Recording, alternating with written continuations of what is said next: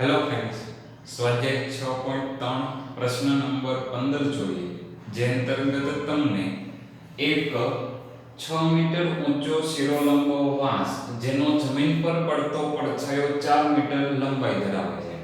આ દાખલો એક્ઝામ માટે ઇમ્પોર્ટન્ટ છે.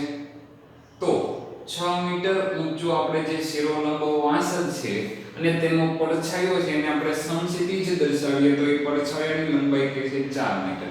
હવે આ જે ત્રિકોણ જેવું મને કંઈક બને છે તો હું અહીં ત્રિકોણને કહી દઉં ABC. તો ત્રિકોણ ABC તૈયાર થયો છે. જેમાં AB એટલે શું રહેલું છે તો કે વાંસ, જ્યારે BC એ વાંસના પડછાયાની લંબાઈ છે. બીજું એવું કે એ જ વખતે એક મિનારો કે જેનો પડછાયો 28 મીટર લંબાઈ ધરાવે.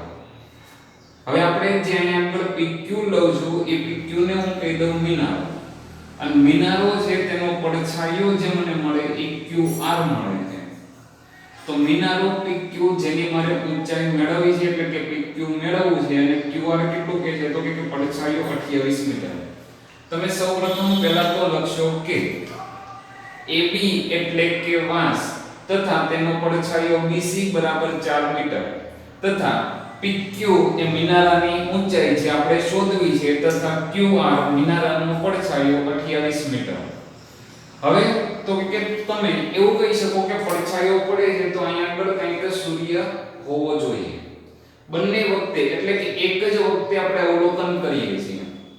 એ જ વખતે મિનારાનો પડછાયો એટલે કે તમારે સૂર્ય છે તેનું સ્થાન નક્કી છે. સૂર્યનું સ્થાન નક્કી હોય તો C અને R બિંદુથી જ્યારે આપણે મિનારાની ટોચને જોઈએ ત્યારે બનતા ખૂણાઓ હોય ખૂણો C અને ખૂણો R તમે કેવા કહી શકો તો કે સમાન છે. કારણ કે C અને R બિંદુથી સૂર્યનો ઉત્સેદ કોણ સમાન થાય તો જ તમને એ જ વખતે એવું કીધેલું હોય. એ જ વખતે એટલે કે સૂર્ય છે તેનું આપણે નિરીક્ષણ કરીએ ત્યારે આપણું જે આ નિરીક્ષણ કિરણ છે, આપણું દ્રષ્ટિ કિરણ છે અને તમારું સમક્ષિતિજ કિરણ એની વચ્ચેનો જે ખૂણો બને એને શું કહેવાય? ઉત્સેદ કોણ કહેવાય. તો C અને R બિંદુ એ સૂર્યનો ઉત્સેદ કોણ સમાન હોય તો આપણી પાસે એક માહિતી થઈ ગઈ કે ખૂણો C અને ખૂણો R સમાન છે.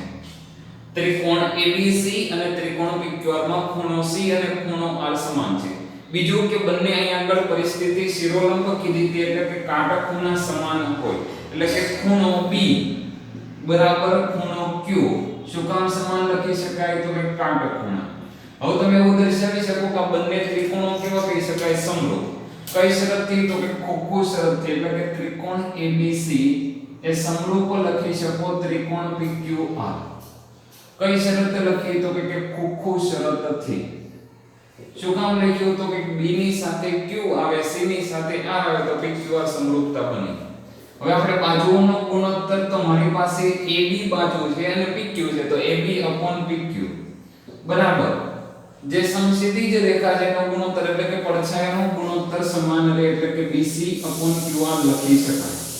એવી જ રીતે અહીંયા આગળ હવે હું કિંમત મૂકું તો AB એટલે કે 6 છે, PQ એટલે કે મેળવવાનું છે, BC એટલે કે 4 અને QR એટલે કે 28. તમે છેદ ઉડાડો તો 4×7 = 28. સામ સામે ગુણી નાખો તો 6×7 બરાબર 1×PQ એટલે કે PQ નું માપ મળી જાય તો PQ બરાબર 42 મીટર થશે.